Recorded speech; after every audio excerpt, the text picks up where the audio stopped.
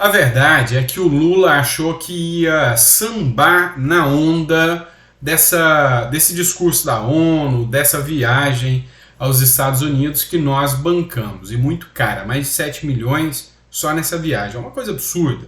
Estoura sobremaneira o cartão corporativo. Você vai ver a hora que chegar a conta desse cartão corporativo. Você vai ver o resultado disso. Mas vamos lá. Lula achou que ia ser aclamado, que o discurso dele ia ser ovacionado pelo mundo, que ele ia ser adorado, ia ser classificado como o rei do mundo. E não é nada disso que aconteceu. No final das contas, Lula volta com decepções desse discurso que aconteceu. E a gente vai começar trazendo essas matérias, fazendo análise para vocês, tá? Do que está acontecendo em relação a essa fala do Lula, a viagem aos Estados Unidos, logo depois daquela vexatória viagem para Cuba, onde ele passou o Dia da Democracia lá, mostrando onde ele pega suas orientações, os seus exemplos de democracia. Mas enfim, muita coisa para a gente discutir aqui ainda. E bora começar com isso. Não esquece de se inscrever, curtir, compartilhar e deixar o like aí pra gente. Vamos começar examinando uma matéria da Exame. Gostei disso, tá? Fiz por querer. Enfim, pessoal, eu sempre cito a fonte para vocês. Essa matéria da Exame, realmente, a gente precisa fazer uma análise mais aprofundada dela. Lula antecipa a volta ao Brasil. E aí a gente precisa analisar alguns dos motivos da volta ao Brasil, tá? São motivos, um que está sendo aventado aí pela mídia, questão de saúde, o outro por questão de realmente não ter logrado o êxito na viagem dele para os Estados Unidos. E também, na mesma notícia, live em Nova York é cancelada após parecer do Tribunal de Contas da União. Hoje o Lula teve algumas reuniões que a gente vai repercutir essas reuniões para vocês. Mas enfim, 2 pontos aconteceram. O primeiro, Lula foi e ficaria pelo menos mais alguns dias e tinha ainda reuniões marcadas, agendas marcadas. E aí, segundo Lula, devido ao cansaço, devido às dores que ele está sentindo na região do quadril, um problema de saúde que já foi amplamente divulgado, inclusive ele precisa fazer por cirurgia, desejo melhoras, ele não conseguiu ficar lá. Essa é a primeira argumentação. A segunda argumentação é que realmente Estados Unidos não é o campo do Lula, não é o caminho para o Lula, não é a linha ideológica que ele segue, e por não ver a possibilidade de ter muito êxito e no medo de acabar cometendo gafes, como aquele caso lá do Tribunal Penal Internacional, do Putin, ou de ser pressionado pela questão da guerra da Ucrânia, Lula pegou o beco de volta, está de volta ao Brasil.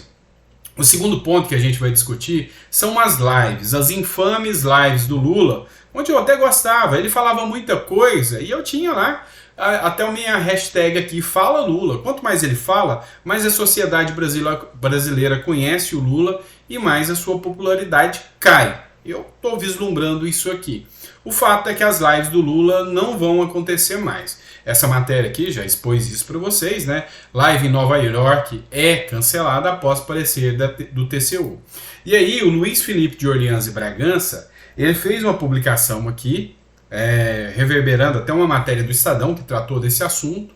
Lula cancela live semanal após auditores do Tribunal de Contas da União verem promoção pessoal do presidente. Eu já venho falando há muito tempo para vocês que as lives do Lula eram totalmente fora do padrão, né?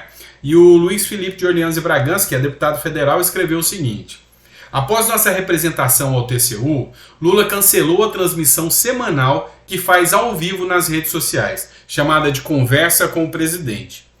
A decisão foi tomada após a área técnica do Tribunal de Contas da União, TCU, ter sugerido que a Secretaria de Comunicação Social, a SECOM, da Presidência da República, seja divertida por causa da divulgação das lives semanais nas redes sociais de órgãos oficiais do governo. Continuaremos com a fiscalização e acompanhamento dos gastos de governo. E aqui, 2 críticas surgiram. A primeira crítica, na verdade, 2 correntes e 2 vertentes aqui. A primeira, realmente o Tribunal de Contas agiu e fez com que as lives do Lula fossem canceladas.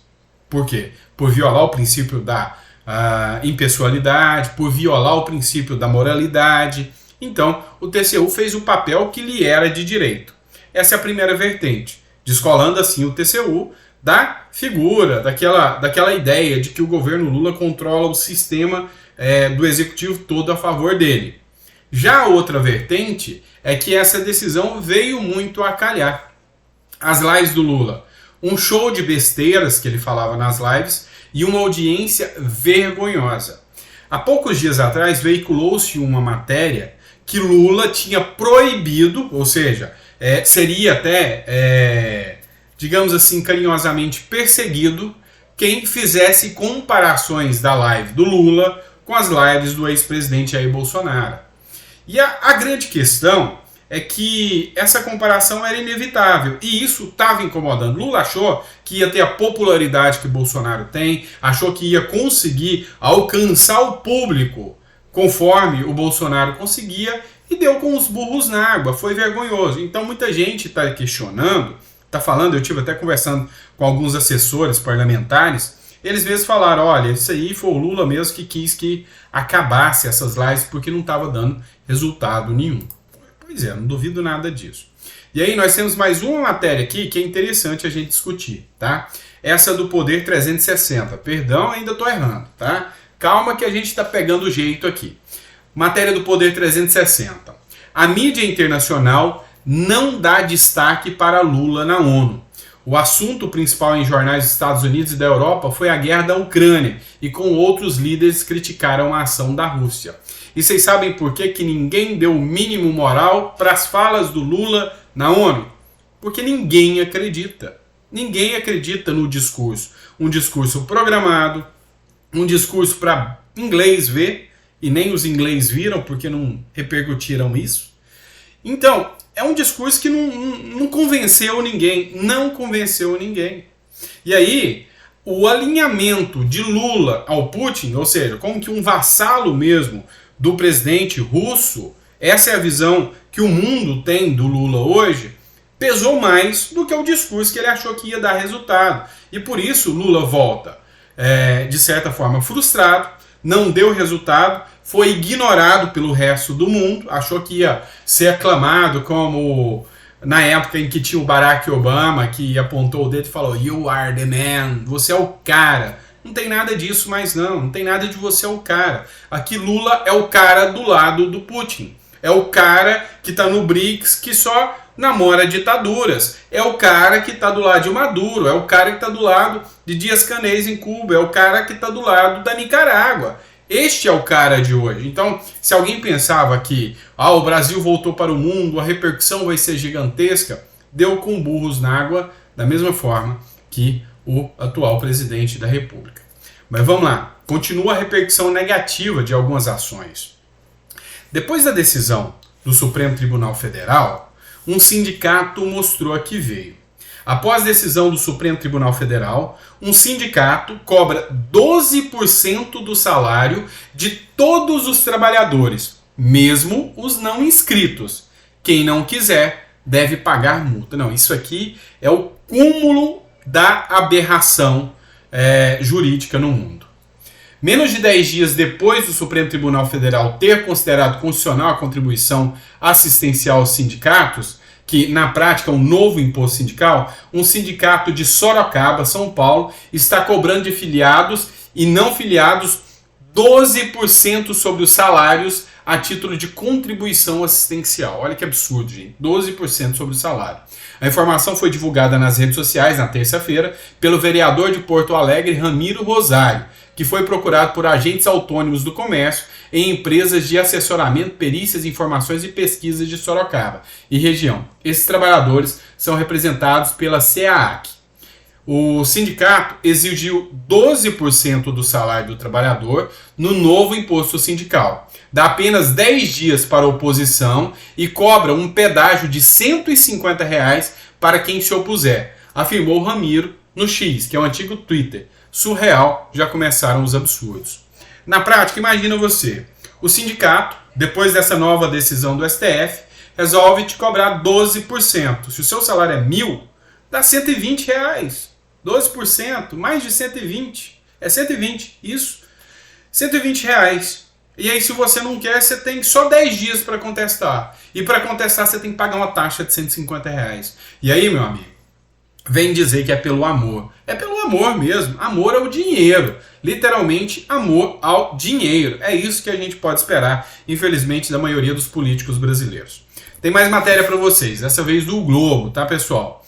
Olha só, Bolsonaro diz a aliados que não quer Michele na disputa por presidência. E aí, dizem aqui o motivo que a Folha, o jornal O Globo, comenta aqui.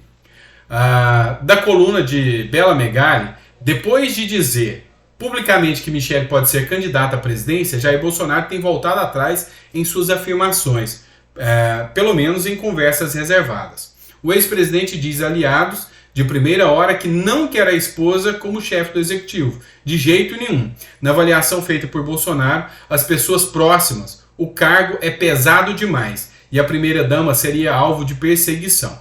Enfim, quem tem dúvidas dessa suposição do Bolsonaro? Quem duvida que realmente haveria uma perseguição descarada contra a própria Michele Bolsonaro? Se ela lança o nome agora, a perseguição já começa agora.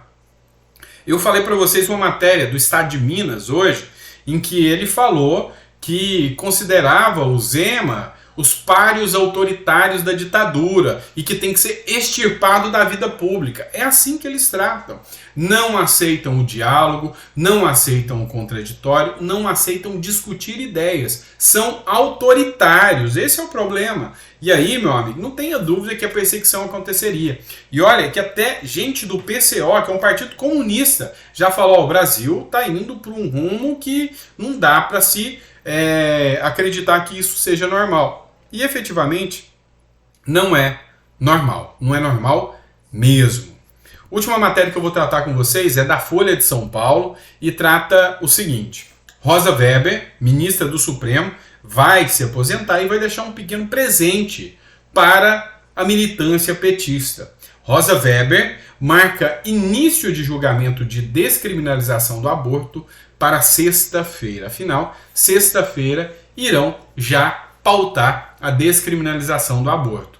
A ministra Rosa Weber, presidente do STF, pautou para a próxima sexta-feira o início do julgamento da ação que trata da descriminalização do aborto durante o primeiro trimestre de gestação. Ou seja, no primeiro trimestre, tá? Primeiro trimestre, 3 meses, você pode abortar. O caso começará a ser julgado em plenário virtual, um sistema no qual os ministros depositam o seu voto em sessão que dura um determinado período de tempo. Nesse caso, o voto de Rosa Weber, que é relatora da ação, está disponível à meia-noite de sexta-feira. Ou seja, eles não vão debater com a sociedade, não vão discutir, não vão sequer mostrar suas justificativas para a sociedade. Na sexta-feira, eles só começam a juntar o seu voto. E aí, não precisa nem a população saber, como o Lula sempre quis, né? Transparência zero. E aí, vão aqui fazer mais um agrado da militância petista, mais um agrado para a militância comunista, mais um agrado para a esquerda. E aí a pergunta é: quem deu esses poderes? Qual voto é necessário para dar tais poderes ao STF? Esse não é um tema de Congresso? Esse é um tema do Congresso, que recebe votos, não do Supremo Tribunal Federal. Então, mais um escárnio com a cara da população. Infelizmente, a gente vai assistir de camarote aqui, né? Só o resultado depois desse absurdo que é definir a retirada de vidas de inocentes que não podem se defender até o 3º mês de gestação. Pois é, Brasil que se cuide.